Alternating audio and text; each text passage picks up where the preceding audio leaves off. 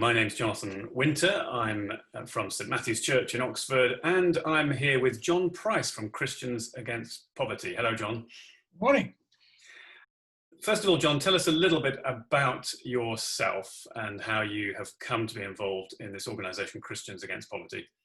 Yeah, okay. I was brought up in Lancashire a long time ago. I was an accountant in various companies until when I was age 40, I decided to go self-employed. And since then, I've been involved more and more in charity work. I got involved in 2008. I think the bank crash was pushing a lot of people into poverty, as in fact the virus is now.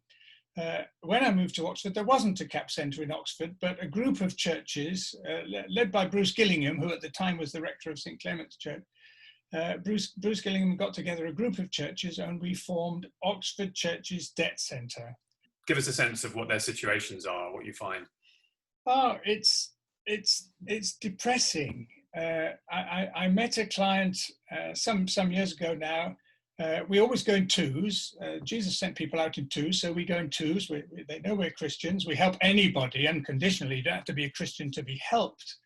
But I remember going with my friend to meet a lady, and we walked up the stairs in her concrete tenement block, and we knocked on the door, and a voice said, "Who is it?" And I said, "It's John from Christians Against Poverty." And she opened the door, and smoke poured out. She was a chain smoker. The flat wasn't on fire. And the first thing she said was, "I haven't any friends. Come in." And it was so sad and long story, but we helped her out of debt. We helped her. I say we helped her. I think God helped her more than we did. We helped her off smoking, and long story. I could talk to you for half an hour about this lovely lady. I mean, from what you're describing, debt is something that's tied. It's not just a financial thing. It's sort of tied up in other aspects of our lives. Oh, it is. Debt puts people into stress, which makes them ill. 2/3 of the people who come to Christians Against Poverty nationally have been to their doctor with stress and health problems caused by their debt. And we're talking as though it's sort of them and us, John, and you and I both come from relatively well-off backgrounds. Is it people from poor backgrounds who get into debt, or is it all sorts of people? Give us a sense of the range. It's all sorts of people. The reason for people being in debt nowadays are many. Yes, if you're made redundant and you've had a well-paid job. I remember having a client who had been a solicitor, and he was made redundant, and he thought, "Oh, I'll easily get another job." But 6 months later, when he called us in to help, I had to sit down with him and say, "Look, you've got to take your two sons out of public school. You just can't carry on not paying those bills." Some people, it's illness which causes them to get into debt. Some people are, I have to say, stupid. They've bought things they can't afford because the government and the credit card companies and the banks are always saying, "Have it now, stick it on your credit card, pay for it tomorrow, pay for it over 5 years. You don't have to pay anything for 3 months." Some people are stupid. Again, I had a client who, I don't think he was stupid. I think he was honestly bamboozled by a very smartly dressed and well-spoken BMW salesman into buying a car. He thought, I think, he was paying £500 for the car, but he was signing up to pay £500 a month for 3 years. And I met him 2 years into this 3-year cycle when I think he'd made 3 of the monthly payments in 2 years. And the interest was, long story, but was he stupid, or was the salesman cleverer and smoother than he was and bamboozled him? So some people, I think, are tricked into debt, but it's a horrible situation to be in. So debt is a trap that any of us could fall into. And as you've described, unemployment is often one of the triggers. And of course, with the virus and with the current situation, that's something that is likely to face more people in the coming months, isn't it? Well, our head office, CAP head office in Bradford, and I've heard recently Step Change as well, another big debt help charity, they're both using the word tsunami to describe the flood of debt applicants that are going to come. Now that furlough is ending, the government has been sort of hiding the problems that many, many businesses have had. The business isn't there, but the people have remained in employment because the government has been paying them. But now that furlough is ending, and the people are going to be made redundant. Sooner or later, they're going to be struggling to survive, and we're waiting for that tsunami to hit us. What is it that CAP does with and for its clients? Many things, many things. If people come to us because they're in debt, we can help them. We negotiate with, excuse me, we negotiate with their creditors. We ring up Barclaycard or Dixon Storecard or whoever it is, and we negotiate with them to stop interest and charges, and which we can generally do. And we teach the clients how to manage sensibly within the income that they've got coming in. We do a balanced budget. I don't know, I've always been a bit of a boring accountant, and I've always done a budget for myself. I know what comes in and I know what goes out. You've got what look like sort of tins on your shelves there behind you, John. Maybe you put the money in one and take them out. Well, it is actually a tin with a slot in the top, if you can see it. It is a money tin, but it's actually, it's got liquid also. I didn't know you were going to talk to me about that. And you said negotiating with creditors actually on their behalf. That's really proactive, isn't it, and practical? Yes, that's done generally from CAP's head office. We collect all the data from the clients who call us in for help, and we take away the lists of all their debts. I mean, people will have 10 or 12, 15 different credit cards. Perhaps the biggest one I ever saw was 30 different credit card accounts. Wow. And these things can be consolidated and simplified, can they?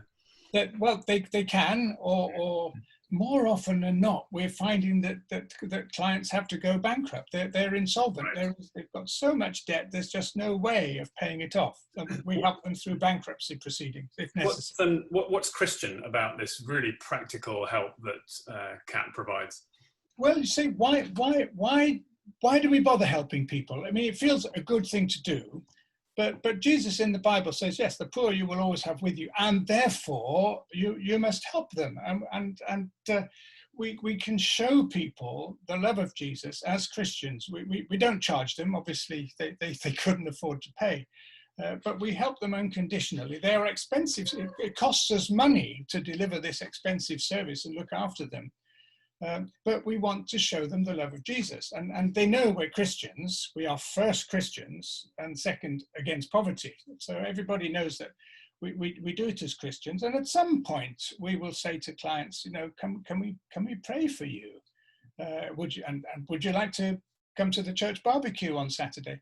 We always give our clients a Christmas hamper at Christmas, because quite often they just can't afford Christmas presents for their children, and it's very, very sad to see the situations. And it's great to bring the joy of Jesus, hopefully, to our clients. So it's unconditional, and anybody can benefit from it, but it's very clearly coming from a Christian motivation and offering Christian friendship. Yes, yes. John, for those listening to you, how might we be able to help if we want to really help in this situation? Well, we're always looking for volunteers, because we go out in twos, we meet people. We've got various jobs. When we meet a client, a new client, the fridge might be empty, they might have no food in it, and we take them down the road to Tesco and we buy them. We never give them money, but we might buy them the first shopping basket full of 40, 50 pounds that they've had for ages. Sometimes we can babysit for clients. Sometimes we can take them for walks. I say we can invite them to social events that are going on. We have a quiz night that we run for our clients in Oxford once or twice a year. We do various things, and volunteers are great. As you said, some of these things are somewhat modified by the current situation, aren't they? And social distancing, and that will evolve over time. Praying is modified by social distancing. We have a weekly prayer letter that goes out, and anybody who wants to receive our weekly prayer letter, we don't charge for that. Right. So we can support practically if we want to volunteer. We can pray. And presumably we can also support financially the organisation Christians. Yes. Would we be supporting Oxford or national or both? You can do both if you want.